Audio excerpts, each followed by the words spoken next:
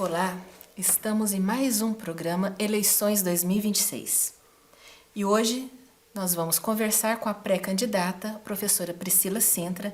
Ela é pré-candidata a deputada estadual.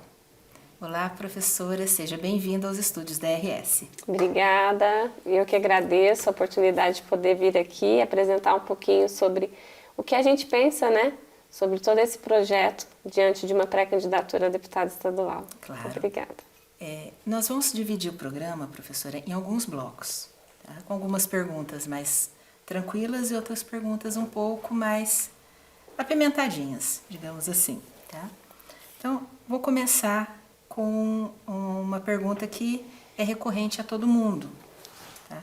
Franca iniciou há pouco tempo um projeto de redução de candidaturas para que a gente consiga eleger um deputado estadual da cidade. A senhora sabe disso, participa. Como a senhora vê esse monte de pré-candidatos que nós temos hoje, ao todo são 16, dentro dessa proposta que foi reduzir as candidaturas, para que não se dividisse esses votos? Como a senhora vê hoje essa quantidade, sendo que todos os partidos acordaram em reduzir? Eu acho que, assim, diante do cenário que a gente vem analisando, né, relacionado à questão da política, a gente vê uma construção da população, em geral, um pouco desacreditada, né, dessa política. E aí, talvez, no momento que se lança essas figuras, né, públicas, acredito que é realmente para, talvez, resgatar essa população no qual ele conheça esse candidato, né, esse pré-candidato, para que possa fazer parte dessa representatividade, né, nesses lugares públicos que é realmente levar essas vozes. Eu vejo isso como positivo dentro, né, da cidade, porque é uma cidade que não vai conseguir eleger sozinha também, né, para levar esse campo. Então, assim, dividindo isso, fica mais difícil você eleger, com certeza. Mas você tendo candidaturas fortes, né, pré-candidatos fortes na região, em Franca principalmente, é importante. Eu sou uma pré-candidata, né, a deputada estadual, e no meu campo, que é o campo progressista, nós não temos uma dificuldade muito grande de ter repartido esses votos, né? A gente já vê diferente do outro lado, que parece que tem um grupo maior de pessoas concorrendo a essa vaga ou a esse lugar, né? Então, assim, quando você divide demais, você corre o risco de não eleger ninguém, né? Então, eu acho que é importante, sim, ter esse olhar de querer realmente ter um pré-candidato, tanto no campo estadual como federal. Porém, a gente vê também que, por exemplo, Franca, né, não tendo uma representatividade federal, a gente está conseguindo muito, né, por meio do governo federal, trazer também muitos benefícios para Franca, né? Então, a gente vê que a conversa do nosso legislativo da Câmara, né, de Franca, há essa conversa facilmente, né, e entrar para discutir essas questões com os deputados, que é da base do governo federal, para trazer benefícios para Franca também. Certo. E agora eu vou fazer uma pergunta mais pessoal, que a gente ainda está na fase de pré-candidaturas, né? As candidaturas mesmo vão sair agora em agosto. Né? Caso as pesquisas todas mostrem que a senhora não tem uma chance efetiva, você insistiria na sua candidatura ou abriria mão? Eu insistiria, porque eu sou uma figura, né? Apesar de não ter uma trajetória política conhecida, eu me tornei uma pré-candidata por conta do movimento que a gente que eu lidero, né? E isso se tornou base no estado todo, que é o Movimento em Defesa da Educação Especial. E eu acho isso muito importante porque, assim, eu sou essa figura representativa dessas famílias atípicas que hoje me encontram neste lugar como essa representatividade e estão contando com a minha participação. Então, assim, eu não retiraria por conta disso. Então, assim, além de ser uma pessoa que vou contribuir muito com Franca e região, eu também tenho muitas lideranças fora de Franca. Então, nós temos um movimento que atinge a mais de 30 cidades, com mais de 30 coletivos. Então, essa possibilidade de eu retirar, por conta de talvez algumas pesquisas somente regional, isso eu não retiraria por conta dessa outra representatividade em outros lugares do estado, né, em outras cidades do estado também. Certo. Então, vamos um pouco agora para um segundo bloco. Agora começam perguntas mais específicas, tá? Segurança pública. Tá? São Paulo, ele apresenta um dos melhores indicadores de segurança do país. Porém, em contrapartida, ele também enfrenta um avanço do crime organizado, infelizmente, né? E que traz para a população uma crescente insegurança. Na sua avaliação, qual que é o problema hoje da segurança pública paulista?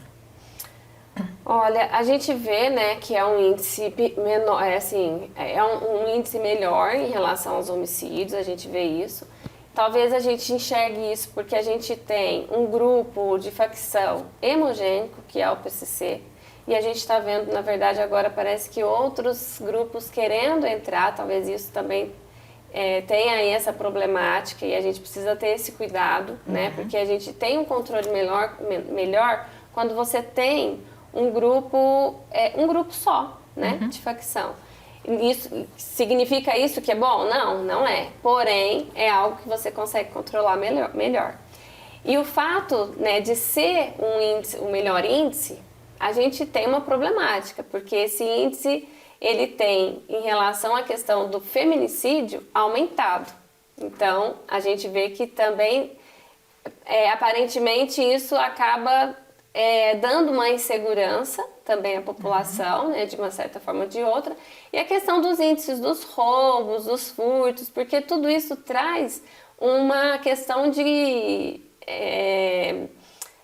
medo para a população, né? Porque o trabalhador, ele sai de casa com medo de ter os seus bens furtados, né? Porque ele saiu para trabalhar e ele precisa garantir que ele volte para casa são e com os seus pertences. Então, a gente precisaria, para resolver essa questão problemática, de um investimento correto. O que a gente vê é um investimento talvez errado.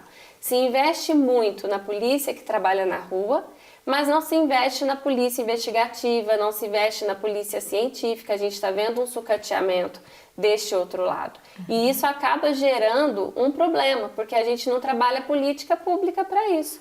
Porque como é que você vai conseguir, a pessoa foi furtada, foi roubada, e ela sabe que nunca mais vai ver aquele pertence dela. Então a gente sabe que isso precisaria de ter o quê? Um campo que atuasse no sentido de investigação, de ser algo realmente para que possa sanar e trazer segurança de fato para essa população. Certo. E ainda dentro desse gancho, hoje se fala muito de redução da maioridade penal. Você comentou aí das próprias facções, né? E a gente sabe que cada vez mais elas estão se utilizando dos menores. Sim. Né? Você, enquanto candidata e enquanto pessoa, né? Diria que são duas pessoas distintas, né? Você é a favor ou contra a maioridade penal? Eu sou contra a redução, aliás. A redução. Eu sou contra essa redução, porque a gente prender jovens não vai resolver o problema, né? Você só vai ter mais gastos com esse jovem dentro da cadeia. A cadeia não é um lugar de ressocialização, né? A gente tem uma falsa ideia de que prendendo esse jovem a gente vai resolver o problema. E na verdade não, a gente vai aumentar esse problema, porque como você trouxe, as facções estão lá dentro, né? Tá dentro do presídio. Então ele vai sair ali, esse é um jovem, né? Esse é um jovem que vai para a prisão, que vai ser preso, e ali ele vai ter contato com grandes pessoas que têm realmente relação com a facção, e ele vai sair dali faccionado. E às vezes ele vem de um furto, de um roubo, de uma tentativa, né, de roubo, assassinato, alguma coisa nesse sentido. Ele vai ser preso e vai ter que cumprir com a sua pena e assim, sendo que ele poderia, na verdade, a gente ter uma outra estrutura que pudesse resgatar de fato esse jovem, ao invés de jogar ele dentro da prisão e transformar ele num bandido muito maior, né? Sair faccionado, sair dentro do comando, né? Dentro ali dessa facção. Então, é um erro pensar que a redução da maioridade penal resolveria os problemas. Na verdade, acredito que nós aumentaríamos essa criminalidade, a gente aumentaria ainda mais porque a gente não resolveria. Porque a cadeia, infelizmente, ela não ressocializa esses jovens. Certo. E o uso de câmera pelos guardas militares, né, pelos soldados militares, foi muito questionado por algumas camadas da sociedade, né?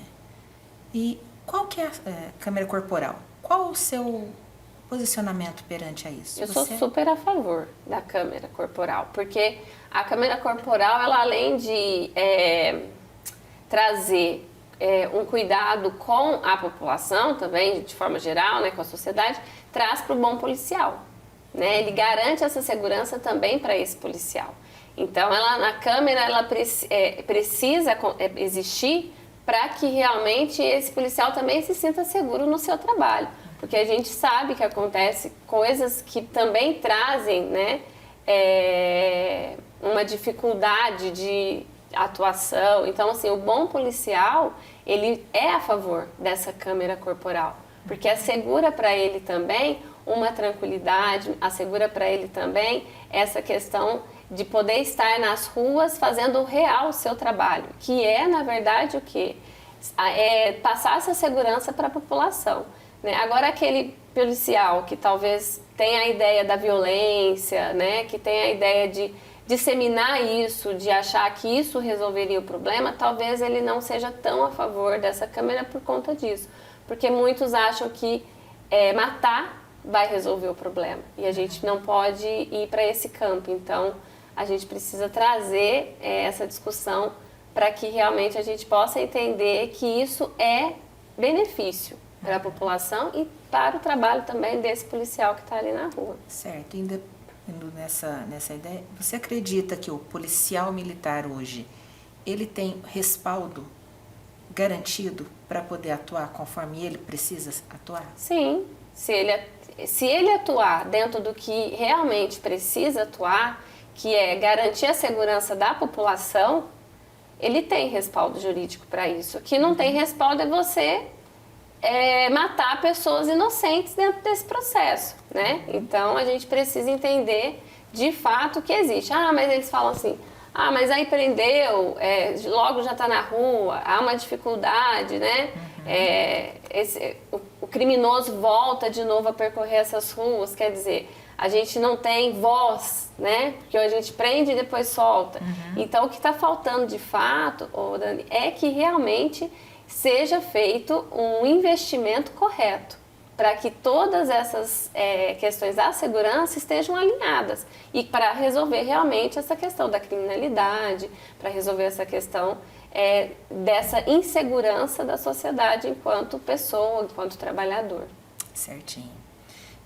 Agora vamos para uma outra área, né?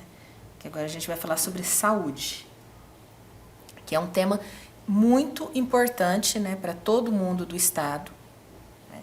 Independente da política que a pessoa professe. Né? Então a gente vai começar a falar um pouquinho do SUS. Apesar de ser federal, mas as verbas vêm para os estados e o estado ele tem que organizar.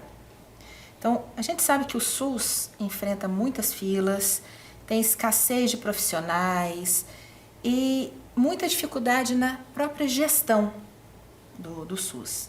Né? Para você, o problema está na falta de recursos ou na ineficiência da gestão desses recursos? Para mim, existem os dois campos problemáticos, né? Existem aí duas questões fortes. Eu acredito muito que a saúde pública ela precisa vir primeiro como ponto central a prevenção. A gente precisa trabalhar a prevenção, porque a gente desafoga, né, dessa forma os emergenciais, os prontos-socorros. E aí, com esse fator, a gente vai realmente atender a população naquilo que realmente precisa. Então, o que a gente está fazendo hoje? Por que talvez essas filas de espera, né, tão grandes? Primeiro, porque você acontece um acidente, você tem que atender rapidamente aquele problema e você acaba atrasando aquilo que estava marcado para aquela pessoa fazer. Você deixa de atender a prevenção para atender o emergencial. E há uma falta de orçamento, de recurso, há uma forma também de não conseguir gerir direito esse orçamento dentro da saúde. Eu acredito que precisaria investir bastante na questão dos postos de saúde de família, que são nos bairros, né, para que pudesse orientar essas famílias sobre a questão uma gripe, um resfriado, né? Você pode ver que nessa época do ano os pronto-socorros estão lotados, né? Que é um lugar de emergência. E aí você acaba superlotando esse lugar, sendo que você poderia ter dentro desses outros lugares, né, nesses postos de saúde familiar, ter um contato mais direto com essas pessoas, podendo orientar elas e não sobrecarregando os outros locais que seriam de emergência. Hoje nós temos 14 em Franca, né, desses postos de saúde de família. Nós precisaríamos de 10 vezes mais para conseguir talvez começar a desafogar. Não sei se virá outras perguntas, mas eu quero depois destacar. Nós temos aí hoje vindo a Policlínica, que vai ser algo muito benéfico para Franca, que vai atender a população nessa questão de desafogar esses exames, mas não é também um lugar que a gente vai falar que vai respirar, agora vai diminuir. Porém, talvez não vai acabar essas filas de espera. Então, a gente precisaria pensar em como que a gente traria essa discussão de fato como uma política, né, pública de saúde para desafogar essas questões emergenciais e poder dar realmente essa questão de assistência, né, de prevenção. E você é a favor das empresas privadas trabalharem junto com o SUS? Ela é necessária hoje, né? Ela não tem como a gente falar que a gente é contra essas questões delas estarem ali. Elas são necessárias, né? Porque a gente tem uma ineficiência, né? Não dá para negar.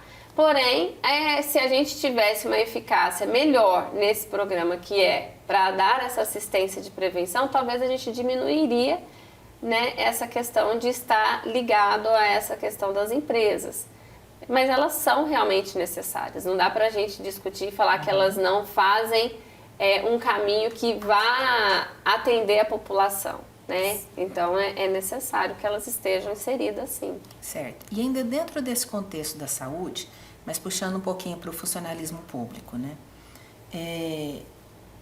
Para quem é funcionário público sabe que o IANSP seria o plano de saúde nosso, né, do funcionalismo público em geral.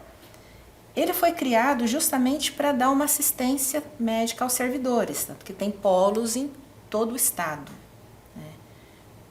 E os servidores, eles contribuem mensalmente, né, de livre e espontânea pressão. É obrigatório, né? Obrigatório, né, para esse sistema funcionar. Só que a gente observa que cada vez mais esse dinheiro fica concentrado na capital e não é tão bem distribuído no restante do estado, né? A região de Franca era um polo do IANSP muito bom, nós tínhamos muitos médicos, foi reduzindo ao longo do tempo pela falta mesmo de pagamento em época certa desses médicos, né? Então, muitos usuários, eles acabaram tendo que trabalhar mais para poder pagar um plano de saúde particular, né? Na sua visão, o Instituto IANSP, ele está cumprindo a função que ele deveria cumprir para com o funcionalismo público em geral? E qual seria uma das suas propostas para melhorar essa gestão do IANSP, principalmente no interior paulista? Olha, não está cumprindo, né? A instituição, como você mesmo trouxe, está precarizada, né? Existe aí uma falta de pagamento em datas corretas, né? Há um sucateamento de valorização desse servidor ali dentro também, né? há um campo que está também tentando trazer uma terceirização, né, dentro desse próprio, né, nessa própria organização. Então, assim, há um projeto de sucateamento no serviço público hoje no estado de São Paulo, de forma geral. E isso não ficou de fora o nosso, né, convênio, que seria o IANSP para nós servidores públicos, né? Isso é uma problemática, porque a gente vê que isso é algo, por exemplo, como é obrigatório, hoje a gente não vê concurso público mais, né? E as únicas pessoas que contribuem dessa forma sendo uma pessoa que passou nesse concurso e hoje é um servidor que está dentro do funcionalismo público. E aí a gente vê também essa falta talvez, diminuir esse recurso por conta dessa gestão de que acredita que o concurso público não deve ser priorizado com o serviço mesmo, em geral, público para a população, e ao sucateamento. Então, assim, há uma grande precarização dentro desse serviço, aonde os médicos não vê uma vantagem de estar credenciado a esse lugar, e a gente vê a falta, né? Por exemplo, Franca, a gente não tem vários especialistas aqui, as pessoas precisam se locomover, às vezes para Ribeirão Preto, Tuverava, para regiões próximas que tem ali um médico para poder fazer alguma consulta. E isso no trabalho é prevenção, né, Dani? Dessa forma, você vai para ser algo emergencial. Estou precisando mesmo. E muitas vezes acaba tendo que pagar 2 convênios, porque como ele é obrigado a pagar o IANSP, ele vai ter que pagar outro para ser atendido naquilo que ele está precisando. Então, há uma ineficiência muito grande nesse questão. Agora, talvez com o Hospital das Clínicas Três Colinas, eu acredito que a gente poderia ter uma conversa para desafogar também a questão do Hospital do Coração, porque os atendimentos em Franca do IANSP são emergenciais, são todos dentro do Hospital do Coração. E ter essa conversa, né, com o executivo para ver o que a gente pode resgatar para poder realmente melhorar. O IANSP é um hospital gigantesco, né? Ele é de muita, como que fala assim, para o funcionário público, ele era muito bom, né? Esses cuidados, e principalmente agora, né, gente, que a gente vê esse sucateamento e a gente vê o quanto o trabalhador está sofrendo, né? A questão da sanidade mental está muito grande, adoecendo muito forte, né? Porque, assim, há um trabalho, muita exigência, né? E esse trabalhador está ficando doente. E aí, para onde que ele vai? Ele não consegue trabalhar, ele não consegue ter ali a sua empregabilidade, a sua renda necessária para ter, de repente, também um outro convênio, não é atendido no IANSP e vai para onde?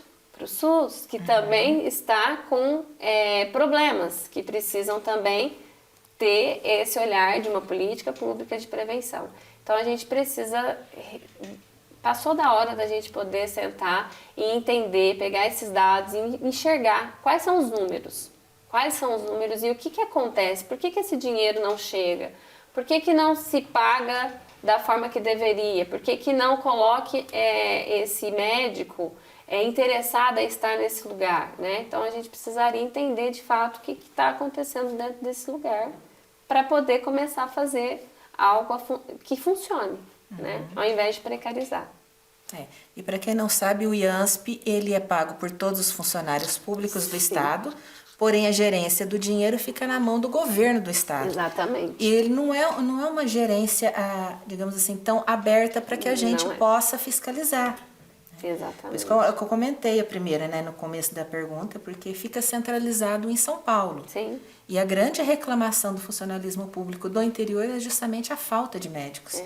E cada vez mais está faltando mesmo. Mas, né, assim, eu estive no hospital em São Paulo e mesmo em São Paulo há uma precarização forte, viu? Assim, de atendimentos, de médicos, né? Há também, mesmo sendo essa concentração. Então, a gente precisaria realmente tentar entender o que está acontecendo, né? E você acha que essa falha é a falta de investimento ou a falta de médicos, né? A falha de médicos. É falta de investimento ou a defasagem da tabela paga aos médicos que não está sendo interessante para que eles se filiem. Sim, com certeza. O médico ele não vê vantagem nenhuma, né, em estar ali. Não é algo atrativo para ele, né, tá nesse lugar.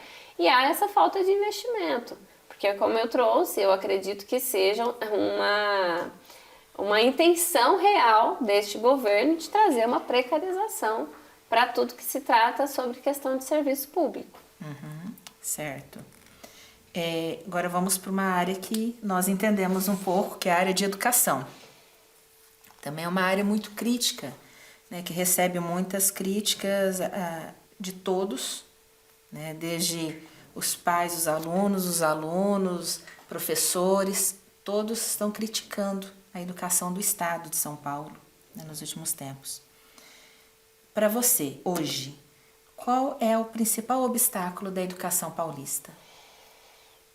Hoje o principal obstáculo é a falta de valorização do professor, né, do profissional que trabalha, que está ali dentro.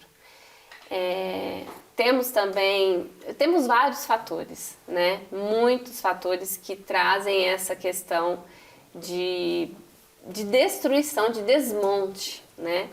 Há um projeto para desmontar a educação pública porque o que ele quer é privatizar esse lugar. É que trazer que realmente não funciona esse lugar, então precisa de uma privatização, de uma terceirização.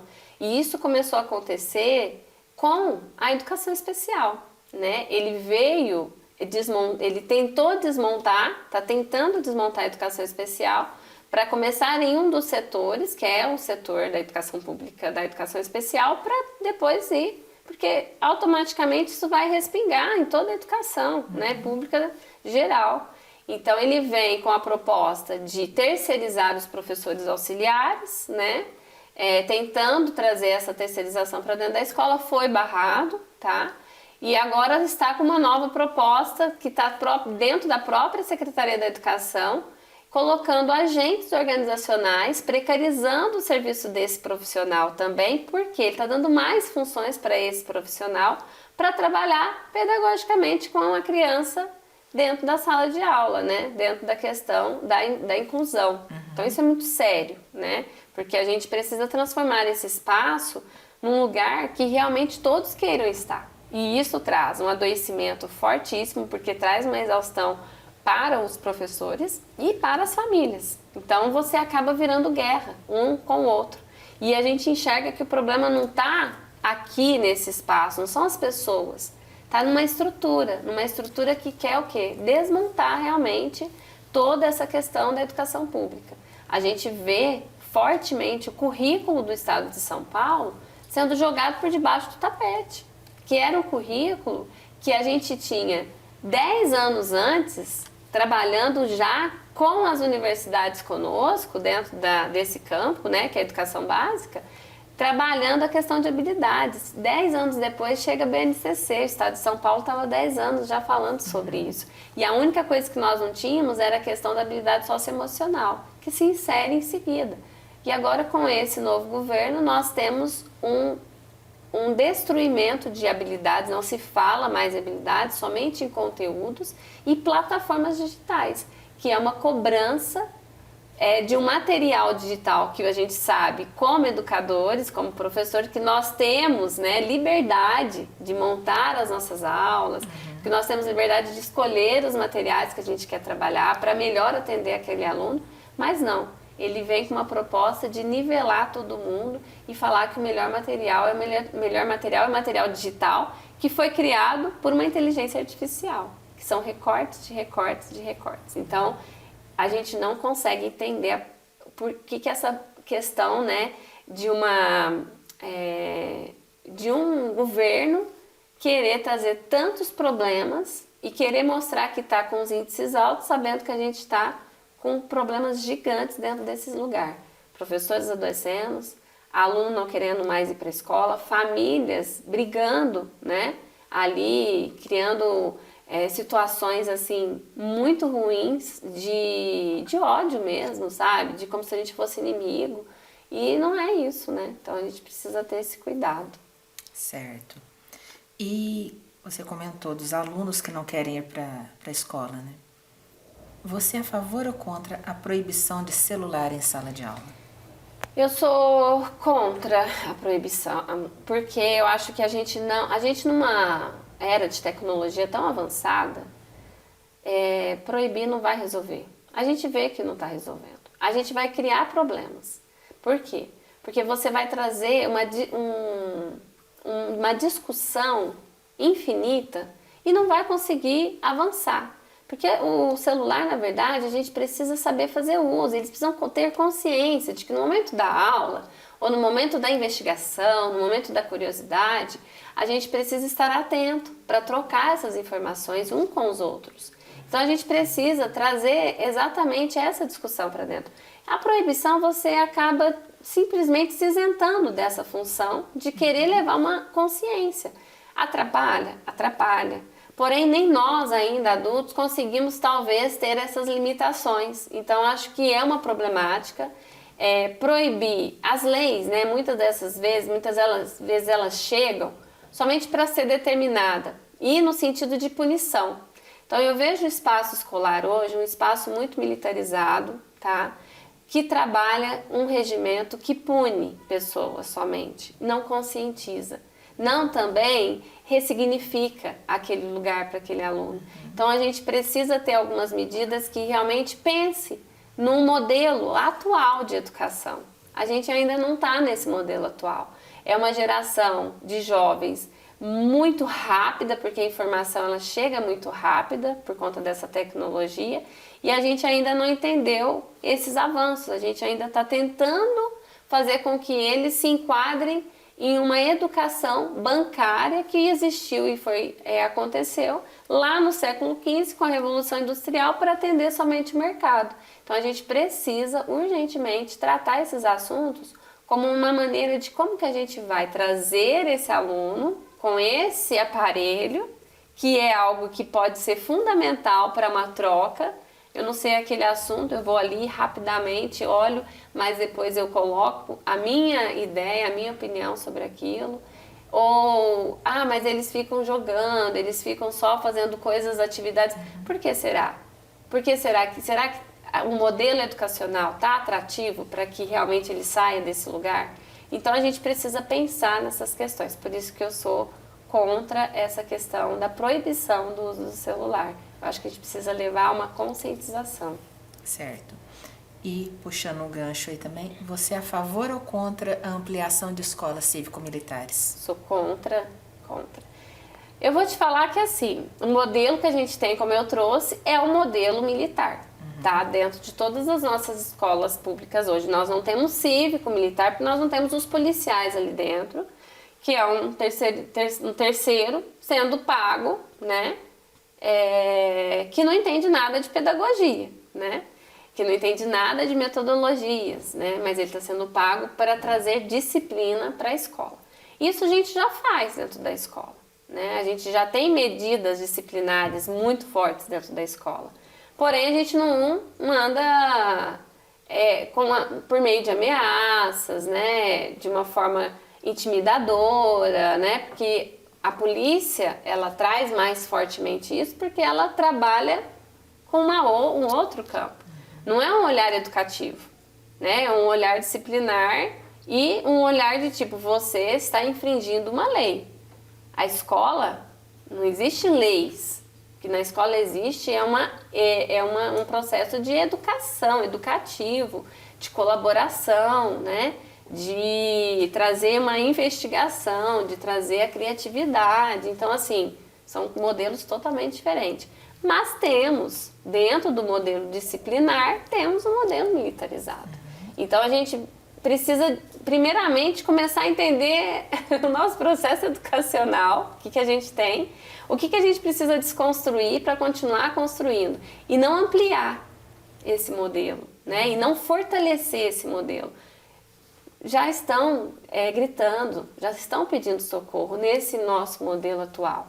Então, por que você vai fortalecer o cívico-militar se a gente não está dando conta dessas disciplinas, né? E a gente enxerga que isso é somente para tentar colocar pessoas dentro de uma caixinha que ela não se enquadra. Então, assim, é você fortalecer a violência, é você fortalecer essa coisa do campo agressivo, do argumento agressivo, porque o tempo todo é uma disputa, vira guerra, né?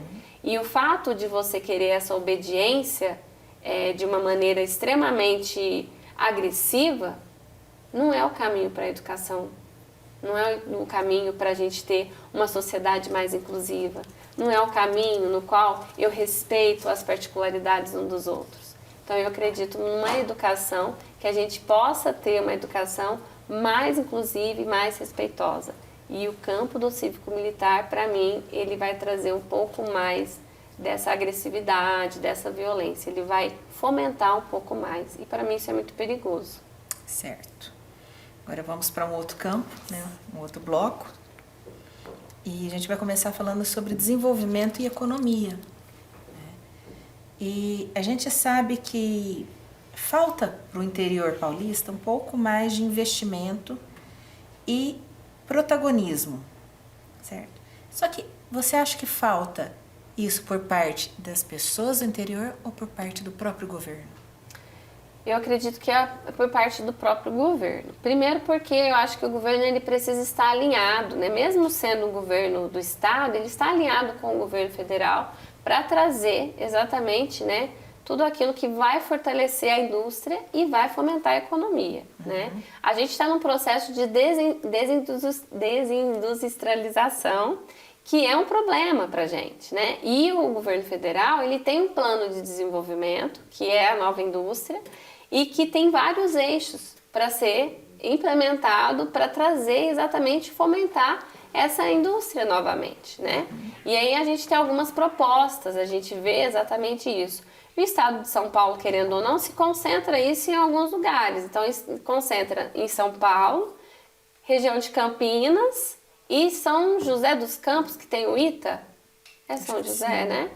Que a gente vê que é um grande investimento, porque as empresas ficam de olho lá, porque existe um instituto especializado de mão de obra ali, que vai garantir uma produção, né, de qualidade. Então, vai devolver esse produto, né, para o mercado, para as pessoas, com forma de qualidade. Isso vai gerar mais emprego, vai gerar uma economia melhor. Então, para as regiões, a gente precisa pensar em fazer com que o executivo, né, o nosso governo, entenda que ele precisa de ter essa parceria com esse plano de desenvolvimento. Pensando nessa questão, Franca vai estar já em conversa, né, e espero que saia do papel a questão do Instituto Federal. Acredito que vai ser muito bom para Franca, porque nós temos, dentro de todas das regiões aqui, a nossa renda básica é a menor, né? Então, isso vai fortalecer também e vai ajudar o trabalhador a ter um salário melhor, a ter uma condição melhor e vai poder gastar mais, vai fomentar essa economia também em Franca e vai atrair indústrias. Porque se você tem um instituto aqui com mão de obra especializada, isso com certeza vai garantir que pessoas comecem a querer estar aqui. Tá. E no seu ponto de vista, o governo do estado investe excessivamente na capital em detrimento do restante do A estado? concentração é mais da capital, né? Como eu disse, Campinas ali. E a gente tem essa outra cidade que tem um instituto. Então, eu acredito que há uma concentração, sim, né, forte nesses lugares. A gente vê que tem regiões que conseguem, mas a gente não vê esse modelo dessa economia ser fomentado de fato no interior, né, vamos dizer assim. Tá. E na sua opinião, qual o investimento você considera ser o mais importante no momento dentro do desenvolvimento da economia no Brasil, na cidade de Franca?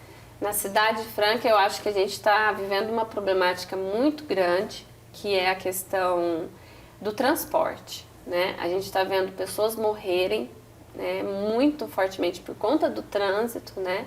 Que aumentou assim, o número de carros, né, muito grande, porque a gente não tem um transporte público que possa favorecer a população, né?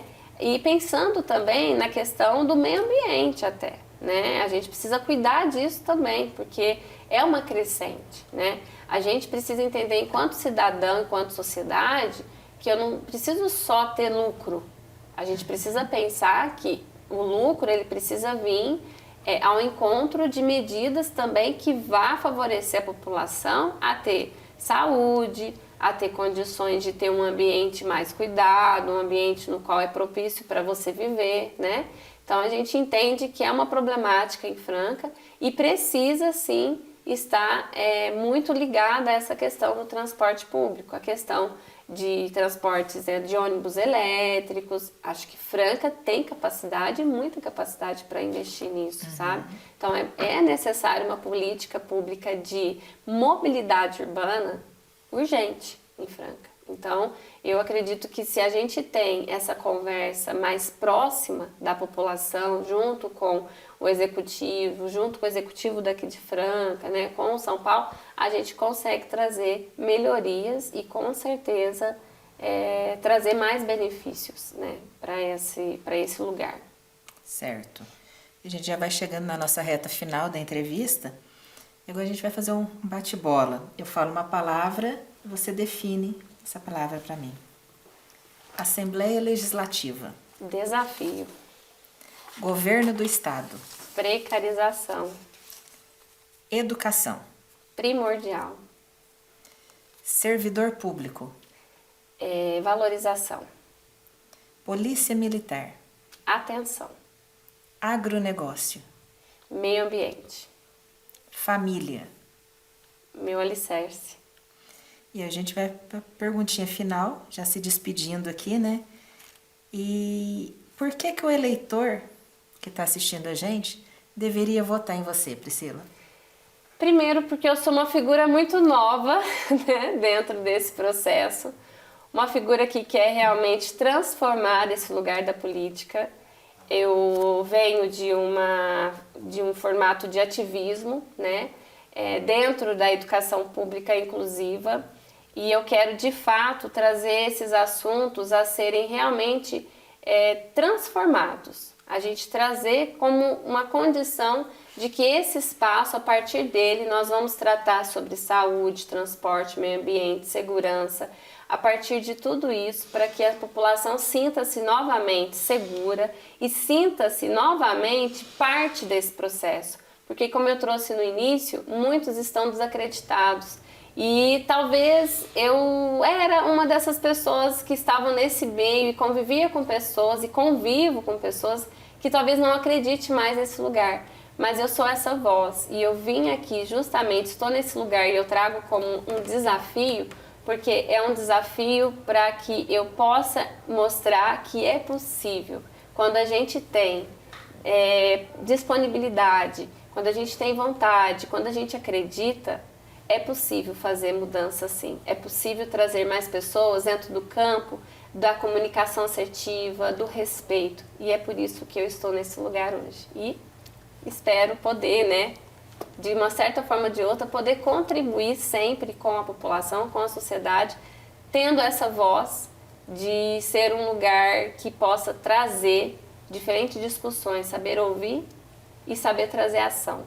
Eu sempre digo que o ser humano, ele deveria ser, não ação-reação, mas a gente deveria ter sempre em mente ação, reflexão e ação. Assim a gente resolveria muitos problemas se a gente realmente pensasse que tudo é possível a partir de uma problemática, você buscar solucionar e ir para a ação de uma nova proposta. Certinho. Agradecemos a você, Priscila. Muito obrigada pela presença e pela participação nessa sabatina. E obrigada também a você que nos acompanhou até agora. O Jornal RS Connect e o Grupo RS prezam muito pela participação política da sociedade e por isso nós estamos fazendo essa série de sabatinas com os pré-candidatos. Obrigada. E queremos que você, eleitor, tenha uma visão completa daqueles que querem nos representar nas assembleias. Então, até a próxima